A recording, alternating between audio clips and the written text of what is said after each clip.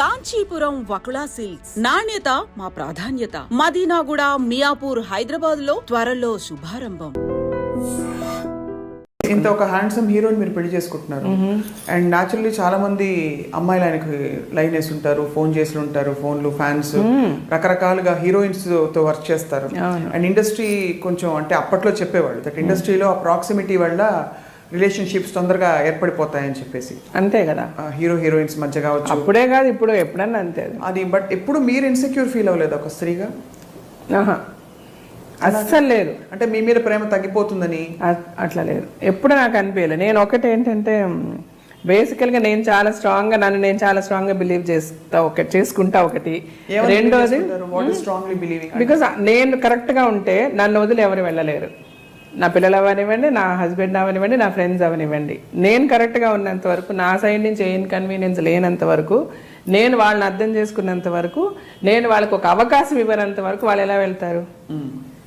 ఎక్కడన్నా ఏ రిలేషన్షిప్లోనన్నా ప్రాబ్లం వచ్చిందంటే ఏదో ఒక అవకాశం వాళ్ళకి కల్పించడం వల్లనే వస్తుంది. అది వైఫ్ అండ్ హస్బెండ్ అవనివ్వండి, పిల్లల మధ్య అవనివ్వండి, ఏమన్నా అవనివ్వండి. మనం అండర్స్టాండింగ్గా, మనం కాంప్రమైజింగ్గా వెళ్ళిపోతుంటే గొడవలే రావు. గొడవలు రానప్పుడు వాళ్ళు మనకి దూరం అయిపోతారన్న భయము ఉండదు. నేను ఎప్పుడు అదే బిలీవ్ చేస్తా, అదే ఫాలో చేస్తా. ఇంతవరకు నేను సక్సెస్ఫుల్గానే ఉన్నా.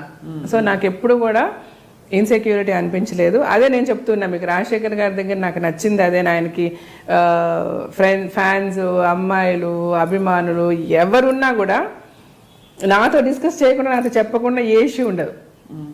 ఒకవేళ ఒక అమ్మాయి ఫోన్ చేసి మీరు నా దగ్గరికి రండి అని అన్నా కూడా నాతో ఆయన చెప్తారు, ఇట్లా పలానా అమ్మాయి ఒక ఫోన్ చేసి ఇట్లా నాకు ఫోన్ చేసింది తెలుసా అన్నది కూడా. చాలా ఇన్సిడెంట్స్. అది ఒకరోజు అయితే ఆయన కంగారు ఒంగోలులో మేము షూటింగ్కి, అప్పటికి ఇంకా మా పెళ్ళి కూడా కాలే. బట్ అదే నేను చెప్పాను కదా, వి ఆల్వేస్ ఎప్పుడు అనుకునేవాళ్ళు మన ఇద్దరం పెళ్లి చేసుకుంటే బాగుంటుంది, కానీ పెళ్లి చేసుకోవడానికి అందరూ ఒప్పుకోవాలి. ఎవరికి అగెయిన్స్ట్గా అయితే నేను చేసుకోలేను అన్న కాన్సెప్ట్లో మేము ఉన్నప్పుడు నేను చాలా బోల్డ్గానే మేము లివ్ చేసామండి. మా పెళ్ళికి ముందు కూడా ఇప్పుడు మూవీస్ లైక్ నవభారతం, ఈ సినిమాలంతా యాక్ట్ చేసేటప్పుడు ఆల్మోస్ట్ మేమిద్దరు ఒకే రూమ్లో ఉండేవాళ్ళమి. పక్క రూమ్లు ఉన్నా కూడా మోస్ట్ ఆఫ్ ద టైమ్ నేను తనతో మేము ఇండస్ట్రీలో మేము పెద్ద టాపిక్ కూడా అయ్యాం. చాలా మంది మా గురించి మాట్లాడుకోవడం కూడా జరిగింది. పెళ్ళి అవుతుందో లేదో మళ్ళీ మన నవ్వుల పాలు అయిపోయామే 10 మందిలో అని నేను ఎప్పుడు అనుకోలే. నేను అంటే ఎక్కడ ఏ రోజు నేను అనుకోలే. మా మదర్తో కూడా, మా మదర్ చాలా బాధపడేవారు, మా ఫాదర్ బాధపడేవాళ్ళు. ఇట్లా ఏంటి ఇంటర్వ్యూస్ అంత పేపర్లో ఇట్లా ఇస్తున్నారు రాజశేఖర్, వాళ్ళ అమ్మాయి వాళ్ళు చెప్తే వాళ్ళని చేసుకుంటానని, మరి మీరు ఇద్దరు ఇట్లా తిరుగుతున్నారు అనేవారు ఆయన. సో నేను ఒకరోజు మా పేరెంట్స్కి చూసి చెప్పేశాను, మమ్మీ ఇంతే. తను అది నాకు ముందే చెప్పాడు.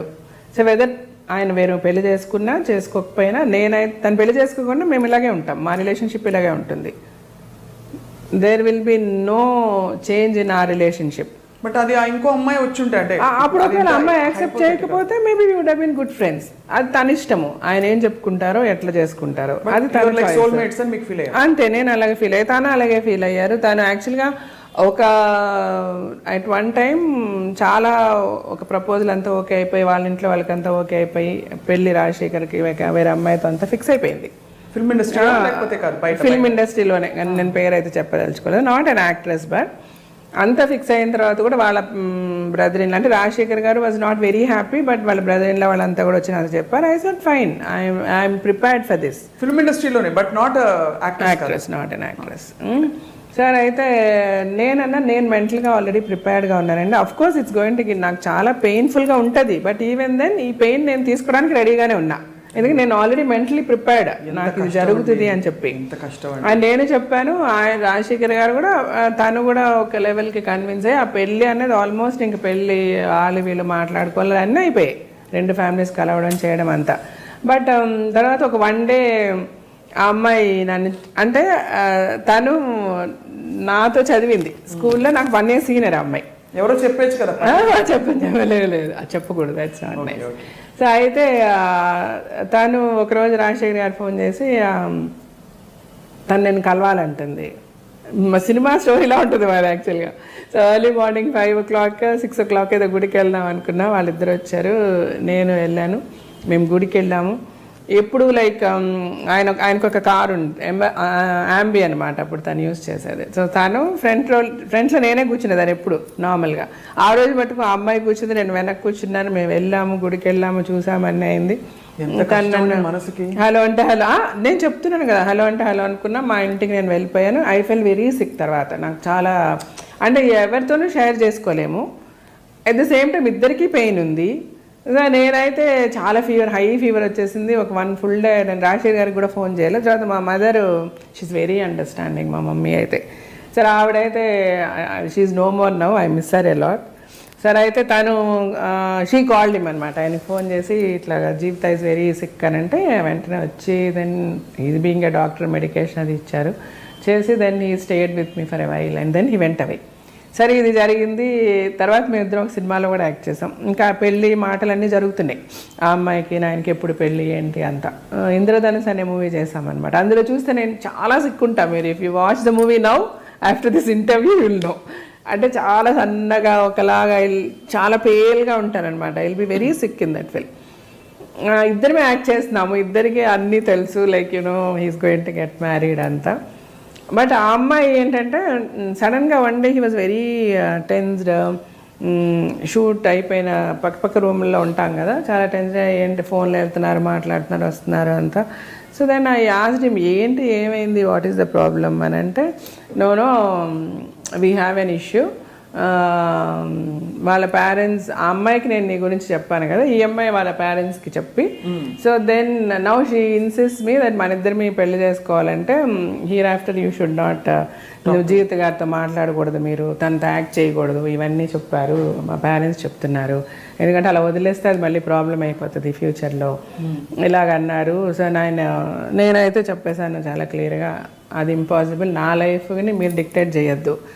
యాజ్ ఎ వైఫ్ మీకు ఏ ప్రాబ్లము రాకుండా నేను చూసుకుంటాను. అది నా సైడ్ నుంచి ఏదైనా తప్పు జరిగిన రోజు మీరు మాట్లాడండి. ఈరోజు మీరు వాళ్ళతో మాట్లాడద్దు, వీళ్ళతో మాట్లాడద్దు అని డిక్టేట్ చేయడం కరెక్ట్ కాదు. అండ్ నేను ముందే నీకు అమ్మాయి జీవితం తీసుకెళ్ళాను, మీకు పరిచయం చేశాను, మా రిలేషన్షిప్ చెప్పాను, అన్నీ నీకు చెప్పాను. అండ్ చదువుకున్న అమ్మాయి నువ్వు ఇట్లా చేయడం కరెక్ట్ కాదని నేను మాట్లాడుతున్నాను. నేను రైటా రాంగ్ అని అడిగారు ఆయన. ఐ సెడ్ రైటో రాంగో చెప్పే పరిస్థితులు అయితే నేను లేను. ఫస్ట్ ఆఫ్ ఆల్ మీరు ఏ డెసిషన్ తీసుకున్నా ఇట్స్ ఓకే నాకు, because you don't trouble your self. మీరైతే ట్రబుల్ అవ్వద్దు, దీని గురించి ఎందుకు tension. What ever you decide, me parents ఏం చెప్పారో అది చెయ్యండి అని నేను చెప్పాను. తర్వాత చాలా జరిగింది.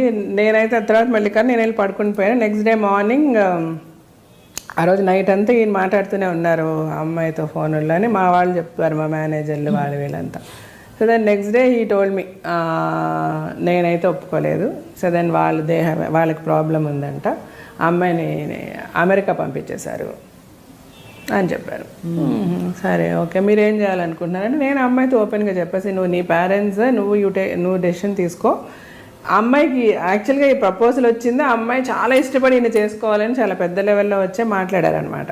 సో ఈయనకి బాగా తెలుసు ఆ అమ్మాయికి ఆయన అంటే ఇష్టమని. సో నా వరకు అయితే నీకు ఏ అష్యూరెన్స్ అయితే నేను ఇచ్చానో అవన్నీ ఓకే. అలాగే మా పేరెంట్స్కి కూడా ఇష్టం కాబట్టి ఐ విల్ మ్యారీ యూ, నేను కేర్ఫుల్గా నేను చాలా బాగా చూసుకుంటా. బట్ జీవిత విషయం నేను ముందు నుంచి నీకు చెప్పిందే. తను ఎప్పుడు కూడా నాకు మంచి ఫ్రెండ్గా ఉంటుంది. మా రిలేషన్షిప్ ఎంతవరకు ఉంటుందని అది నీకు అనవసరం. మేబీ నేను తర్వాత కూడా తనతో మాట్లాడినేమో, అది వేరే. బట్ నాకు అది కండిషన్గా పెడితే నాకు నచ్చదు. అది నాకు I cannot take it. So you take a call, నీ పేరెంట్సా నేనా అని నేను చెప్పేశాను. తను వాళ్ళ పేరెంట్స్ మాట విని యూఎస్ వెళ్ళిపోయింది. ఫర్గెట్ ఇట్ అన్నారు ఆయన, అంతే. ఆ తర్వాత మామూలుగా మేము 2-3 ఫిల్మ్స్ యాక్ట్ చేసాము. మగాడు టైంలో ఈ మెట్ విత్ అన్ యాక్సిడెంట్. ఆ యాక్సిడెంట్ అయితే వాళ్ళ ఫ్యామిలీ. సో ఐడియా ఎక్కడి నుంచి వచ్చింది, పెళ్లి చేసేసుకోండి మీరు ఇంకా చాలు అనేసి? పెద్దవాళ్ళు చెప్పారా? వాళ్ళే చెప్పారు. వాళ్ళే అంటే ఇంకా యాక్సిడెంట్ తర్వాతనే హాస్పిటల్లోనే ఉన్నారు ఆయన. ఆల్మోస్ట్ 1 month 1.5 month హాస్పిటల్లో ఉన్నారు. తనతో నేను హాస్పిటల్లోనే ఉన్నా. ఆ తర్వాత ఇంకా హాస్పిటల్ నుంచి డైరెక్ట్గా వాళ్ళ ఇంటికే తీసుకెళ్ళాను. నేను మా ఇంటికి కూడా పంపేలా. వెంటనే పెళ్ళి అని అనుకున్నారు. బట్ ఆయనకి ఆల్మోస్ట్ 1 year అయింది కోలుకోవడానికి, రాజశేఖర్ గారికి. He was almost on crutches for about 7-8 months crutches మీదే ఉన్నారు తను. అప్పుడంతా నేను వాళ్ళ ఇంట్లోనే ఉన్నా. టోటల్ ఇంకా తను టేక్ కేర్ చేసిందంతా నేనే, నాకే వదిలేశారు మొత్తం. తర్వాత తనకు బాగా అయిన తర్వాత పెళ్ళి అని అనుకున్నాము. ఆ లోపల మా ఫాదర్ చనిపోయారు. ఇంకా మళ్ళీ 1 year ఆగి పెళ్లి చేసుకున్నాం అనమాట.